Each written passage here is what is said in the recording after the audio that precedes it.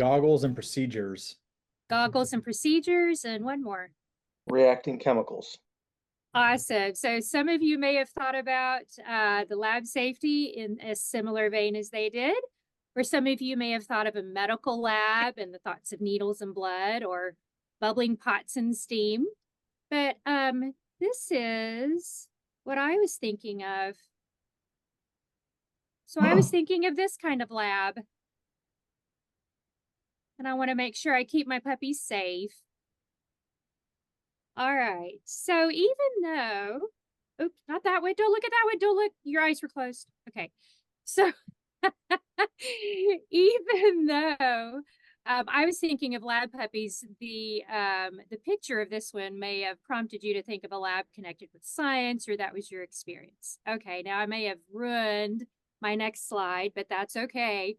So the next slides are going to include pics that will help us as we talk about what we think should be happening or our expectations versus what the actual reality might be. So let me set the stage for this one. We've recently come out of winter, thank goodness. But during winter, you may have had the opportunity to build a snowman. And don't start singing the song. I know some of you were already doing that as I said that phrase. Go through here. Sorry. But sometimes our expectations of what the snowman should look like and what it actually does may be a little different. Or sometimes the smiles for the camera that we have that we think we look like may not actually be. Are you tracking with me so far? Seeing all the pics? Okay. But I think my favorite one here has to be the next one. I want to set the stage for this one. Think cake. Think birthday cake. And you've worked really hard on this cake, okay? You've watched all the YouTube videos to make this most special cake for your child. And maybe it didn't quite turn out as you were expecting. So reality doesn't always meet up with our expectations, does it? Or our expectations sometimes don't match up with reality. So what do we do then? And how does that make us feel? So before we talk about how to help our teachers with managing expectations, I'd like for us to explore a little for ourselves. Is everyone still tracking with me? Somebody give me a thumbs up. Awesome. So when reality and expectations don't line up, we probably have all kinds of different emotions depending on the situation. Sometimes anger or frustration, sometimes laughter or joy, sometimes tears or despair. Regardless of whether it's good, bad, or ugly, we usually feel something when this happens. So I'd like for you to follow along with me as I share this next example and think about your first reactions and feelings. And don't be afraid to have your mic on and join in here. Okay, so let's say, what if today I gave you $100 because you came to this meeting? And I know we're online, so I'm gonna pay it to you by Venmo or PayPal. You're gonna put that in the chat for me so I can send you $100. By the way, I'm not doing that today. But some of you may have been noble and said, I'm not gonna accept it, but I made you take it anyway. And some of you thought, if Dusty wants to give me $100, who am I not to take it? This will help pay for my next dinner. So how did you feel when I said to you, I'm going to give you $100? And let's hear from two people. Surprised. Surprised, and one more.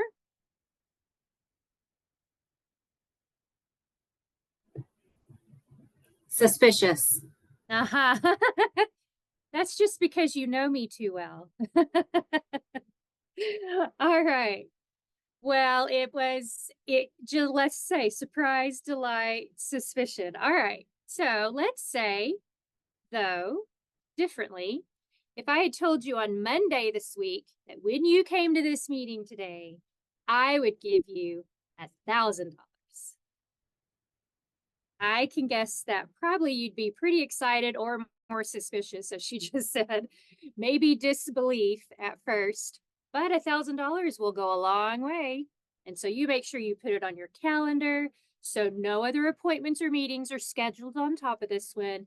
You even add a loud reminder 5 minutes before so you don't forget. And everyone shows up. You can feel the anticipation in the air, even through the Zoom waves. And I pull out my phone and I start sending to your Venmo or PayPal account some money. So I'm sending you some money right now. And you look down and you notice that I sent you, guess what?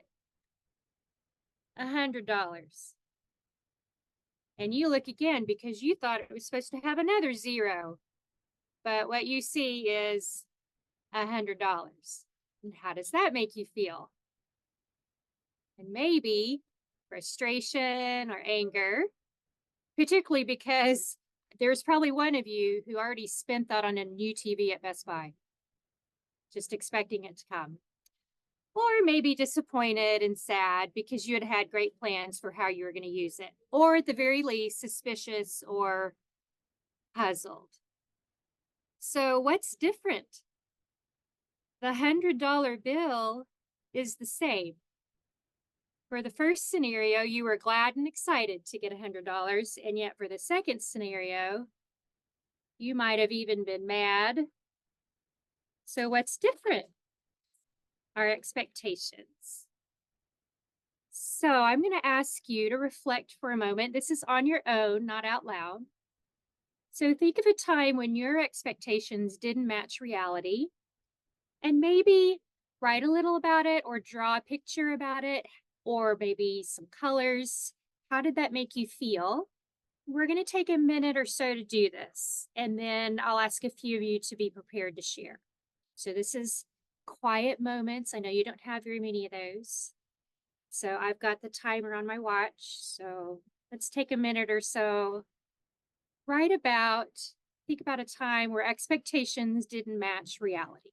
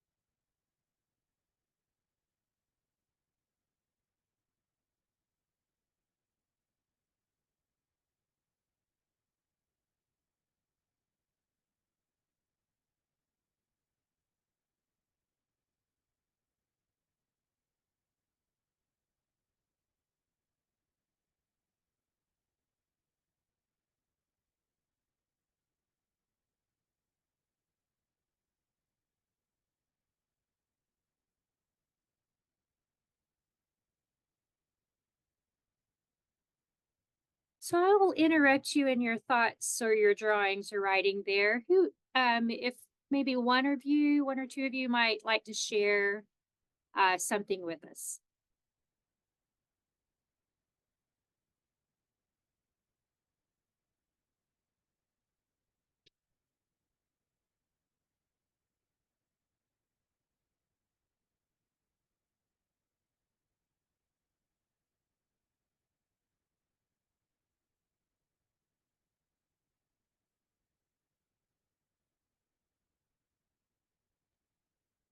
Well, I just had our district art fair, and about half an hour before it started, when I'm bussing in students from all over the school district, lots of buses, and I find out that 2 of the buses never got ordered.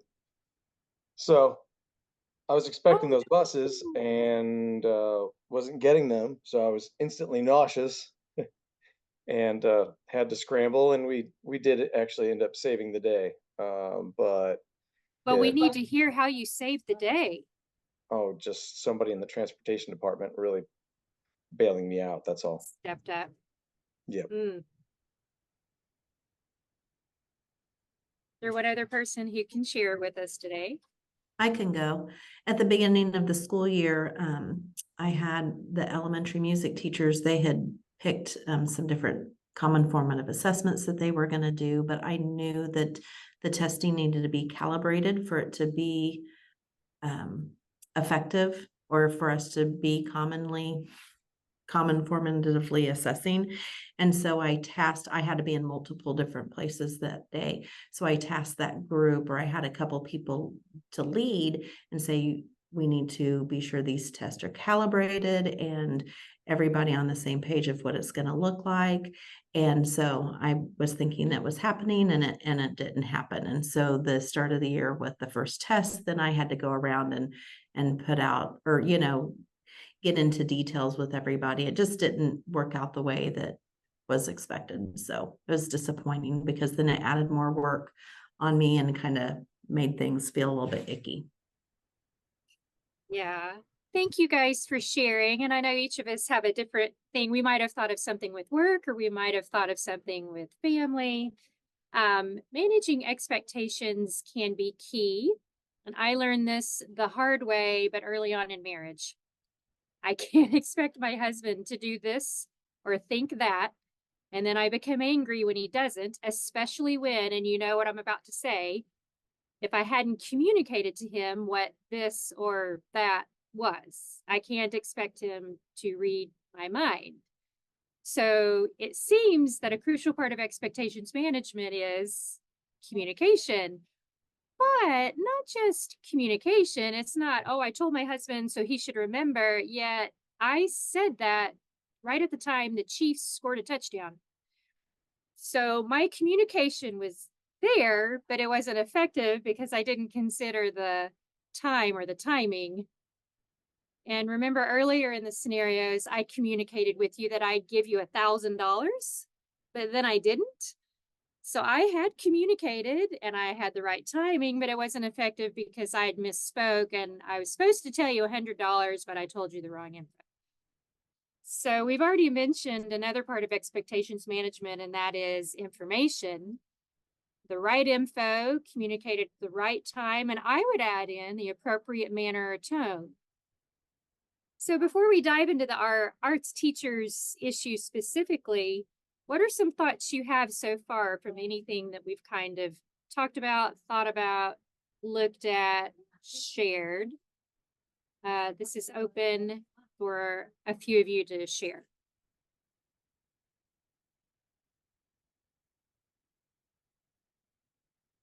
And as you share, if you'll say, hey, I'm Matt from Liberty, or wherever you're from, that would be great, because I don't know that I can always see every person on my screen. So.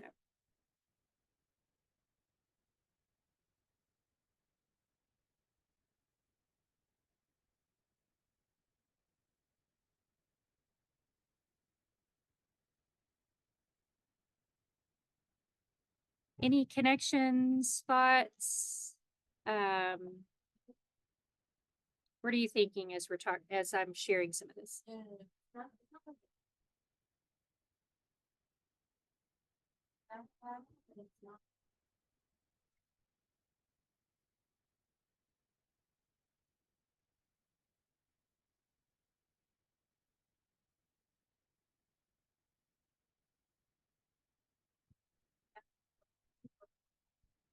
You guys are a quiet bunch today, which is totally fine. Maybe you're thinking and processing. That's what I like to do. So, since we've talked, since I've shared quite a bit of info here, I think it's time for some pics of cat, since we saw a dog earlier. So this is my particular cat, Tony. And the particular one that I love, besides him helping me with my work at my computer there, is him sitting in the suitcase saying, please don't go again. Because I've been traveling a lot the last couple months with work. So please don't go again. Okay, well, from our meeting at MMEA in January, there were a few things that were stated as concerns with beginning teachers. And I might say these could relate with experienced teachers as well. They seem to organize themselves into the past, present, and future. So that's just kind of how I organize them, but they could be anything. The goal when we go into discussion groups here in a moment are to add to these and to brainstorm ideas of how to problem solve them. So some of the things that were mentioned were when we have those newer teachers and the reality of their current setting they're teaching in is different than their past experience, maybe their high school experience or their college experience, and how to manage that. Their background or training may have played a part into maybe even their observations or student teaching. And then when they get in their current situation or setting, it's very different. And so managing those expectations. Some of you mentioned about how wanting your teachers or your teachers may be lacking motivation to improve or lacking that growth mindset or and managing the expectations of, so this is my setting now, which may be different, but how am I thinking about that now? So am I shutting down with that, or am I looking for ways I can improve or add to my training or whatever? And that teaching is a skill that we practice it. So it's a skill like learning to play the piano or singing. And so sometimes those new teachers come into their role thinking, okay, I've got all this training, I've spent tons of money and years, and I should be able to step in and it just happened. And then when it doesn't, how do we help them navigate that and help them think differently about the fact that even, and as a university professor who helped chart the course of which classes are offered and for the degree and things, we can only offer so many things. And there are a lot of things that you just learn when then you're out on the job, as all of you experienced. But helping those new teachers realize that when they step in, it is going to be a continual process. So managing that expectations of it is a skill that's going to continue to develop. So having that growth mindset. So those were some of the things you all mentioned, but I know there are other things that may have come your way or that are in your setting.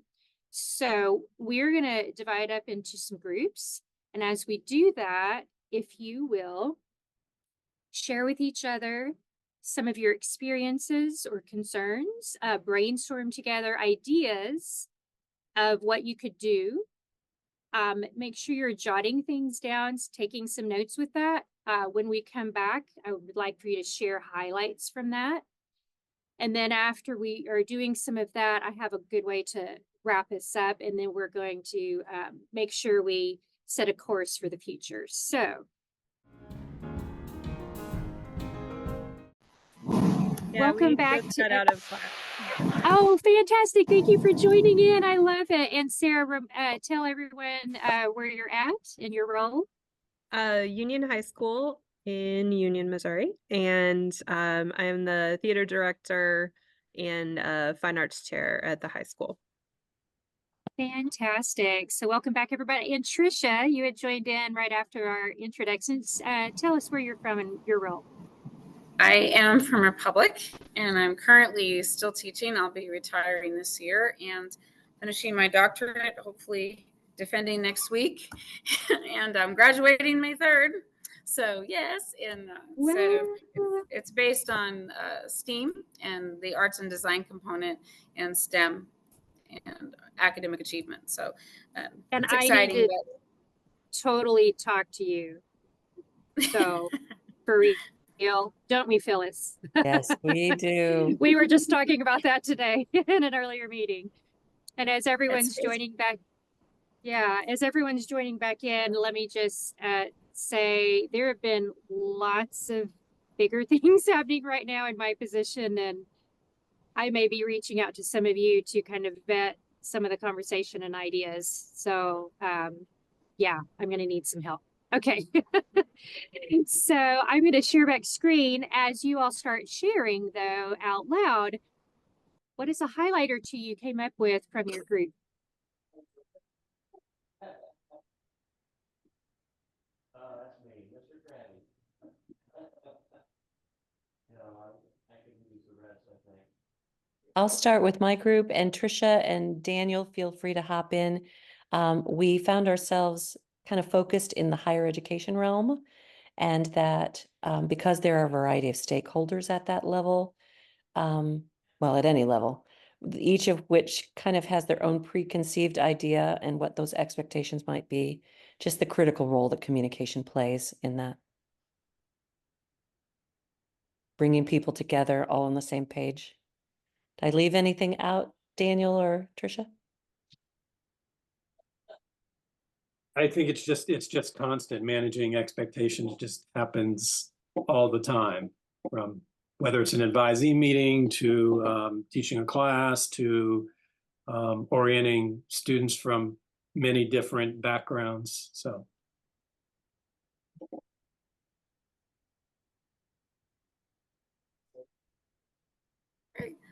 Okay, I was going to tell you, Phyllis, that I really appreciated what you said about the arts management skill set being, like we're all, we start off experts in our craft, but then that's a whole different skill set.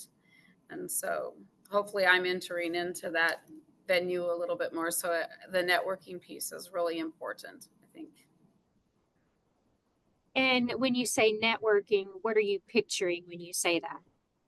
I mean, talking with others who are doing the same sorts of things, whether it, for me, obviously it's not going to be at a building level since I'm retiring, but like in our district, we don't have a fine arts administrator, and we're kind of in silos in that we have building team lead, but there's really no point person that would communicate, would have that communication, even vertically. We don't have a lot of that. So that if I were staying in this district, that would definitely be a goal that I would have. But I know some larger districts have fine arts administrators that do an excellent job. So. And some even have two.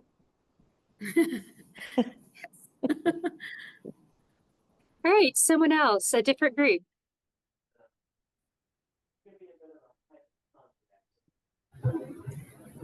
Well, I can go, and Matt and Brianna, you can jump in, because I think that was a good segue. We talked about many different versions of the grass is always greener in expectations management. And I will say I get jealous that Liberty has 2 fine arts directors, but on the other hand, in Rockwood, we have a full-time dedicated administrator position for fine arts, and there are so many school districts. The vast majority of school districts don't have that. And I think helping our teachers when they are going through similar things, that wanting to be paid for work outside of school, and seeing maybe another school district is paying their teachers for certain things. And then teachers maybe in that school district are looking at our district and saying, oh, in Rockwood, they get this, that, and the other. And then our teachers are looking at other districts and saying, but in Parkway, they get this, that, and the other. So, just trying to work through feelings of everybody's got it better somewhere else, both in and outside of education. We also talked about how the workforce has changed, and in other career fields, our teachers have friends or spouses who get to work from home, or have flexible schedules, or get unlimited mental health days, or lunch is always provided on Wednesdays, or bonuses, those kinds of things that just are not a part of education typically. And Brianna had some great ideas for just helping our teachers remember the unique things about teaching, particularly interacting with children, that some of our people we know in other career fields maybe don't get those intangible rewards that we get in education. Matt or Brianna, what did I miss? That is amazing. My wheels are spinning as you're talking, but I want to hear from another group if they would like.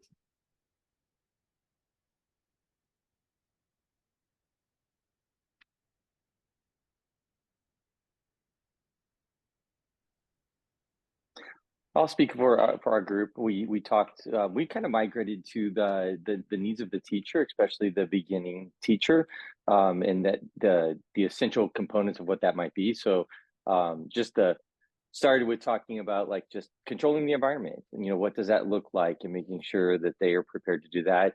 And we talked everything from there to the need where music people may be more comfortable in making those connections, and art people might need to work a little harder on doing that, to, you know, the needs of a brand new teacher versus a teacher that has many years of experience moving into different districts.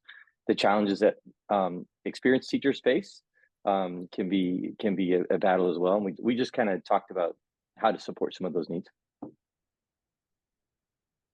So some things that also were coming out and I just want to bring up, because I think that's some of what we're doing here today, and that is building that relationship. So whether it's that teacher building the relationship with the student so that they can manage the classroom better, or whether that's the teacher building relationships with their colleagues so that they can, you know, navigate their day-to-day better. And then for us, hopefully we're building relationship here in our discussions as we share similar roles. And so building that relationship, I think Maggie brought out a coffee cup to say to sit down and talk about things, to have conversations. So hopefully you feel like we are having conversation today, and maybe next time it'll all be bring your coffee mug to it. Coffee mug and conversation is the next one. So segue into, we need to talk about when and where you might like to meet again. So we've talked about these things with expectations versus reality. And then we reflected on some of those things. Hopefully that was fruitful for you, just to kind of wear the hat maybe of sometimes what your teachers are feeling. But then as we think about looking ahead as this group, when, where, how, what are you thinking? What are you needing? Just go ahead and unmute and jump in and share.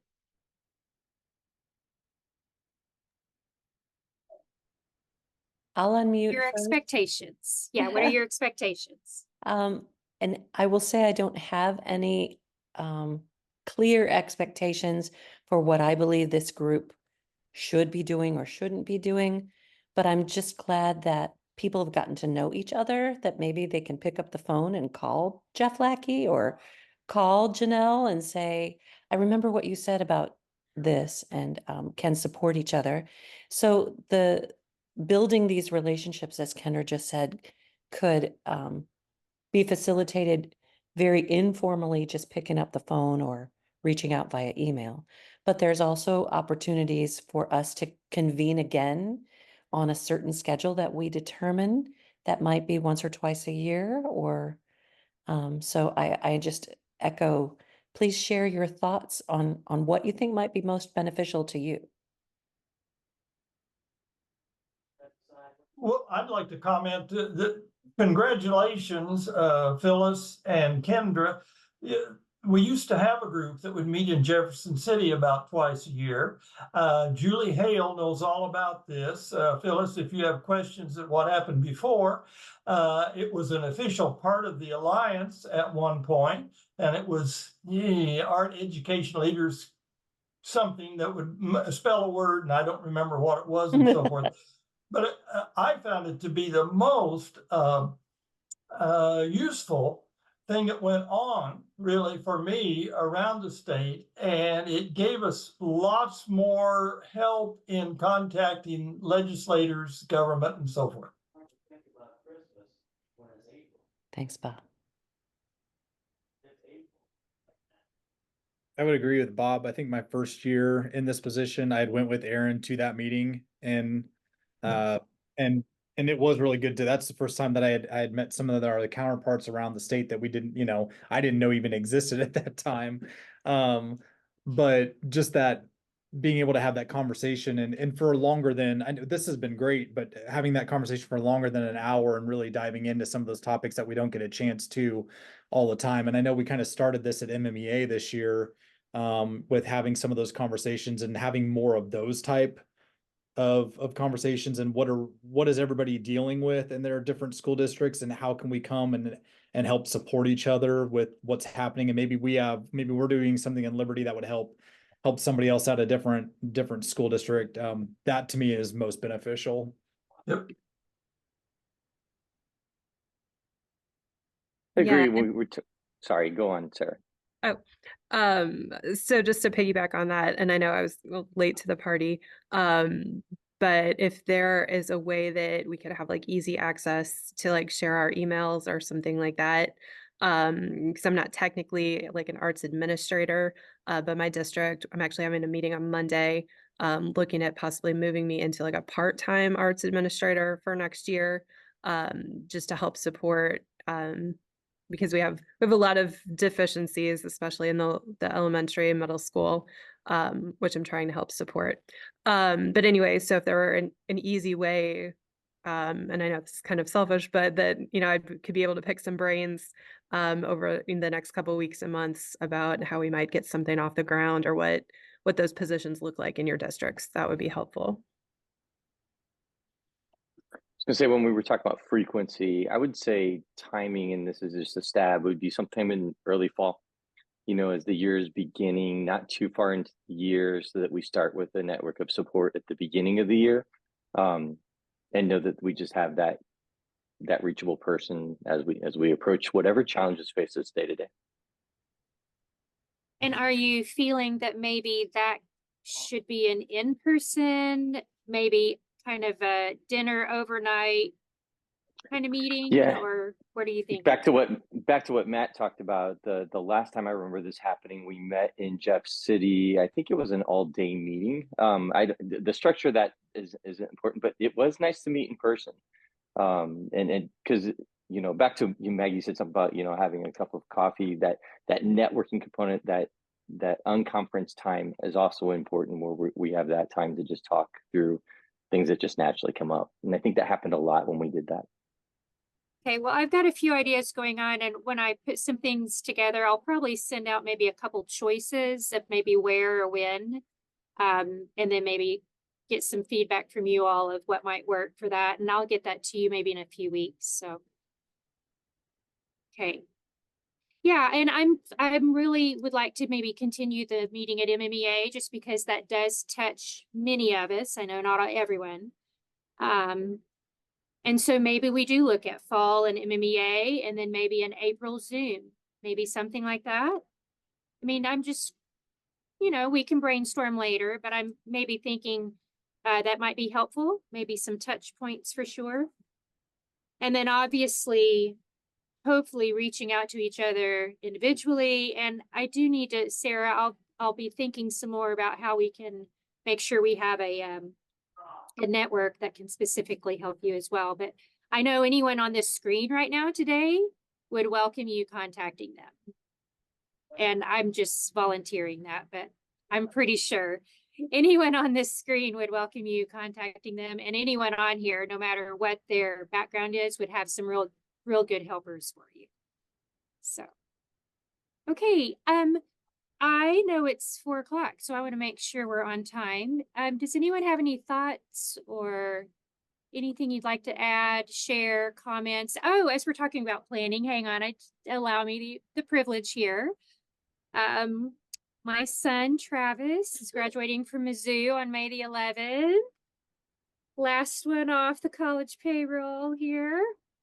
Yeah.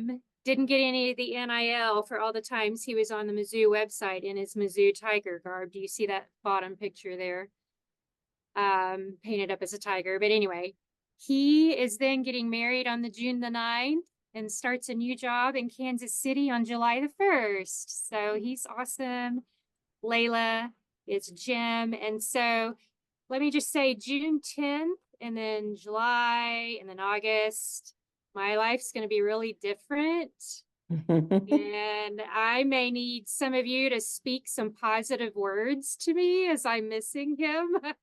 And my role as a mom will be different. So any of you might want to help me out there, that would be great. So I just want to say thank you so much for coming today. Any final thoughts or words? Any comments? Anything helpful, not helpful? I'd love to share just one thing, Kendra, and that is literally to share my screen for a second. on the MAE website under programs, right here, the Arts Ed Leader Convening has its own little page. And I plan to put the folder of resources that we've already begun to gather, some of which are courtesy of Megan Myers, which are some admin tips for what to look for in an evaluation. That's just one piece, but this will be a collection point, including a link to the contact information.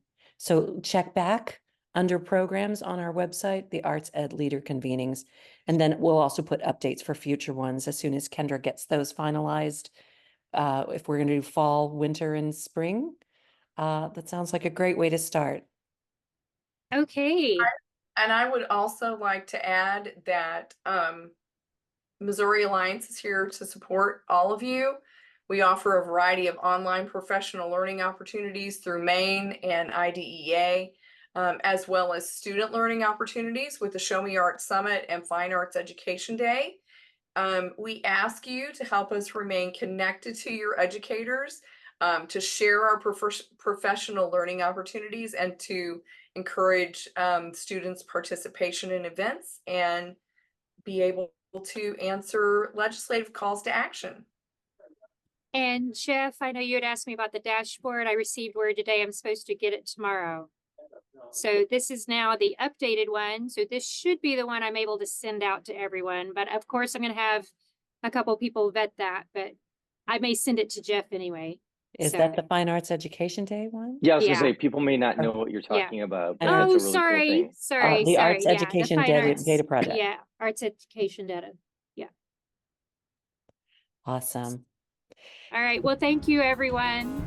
Thanks for coming. Great to see you all. Hope you have a great spring, and we'll visit again soon.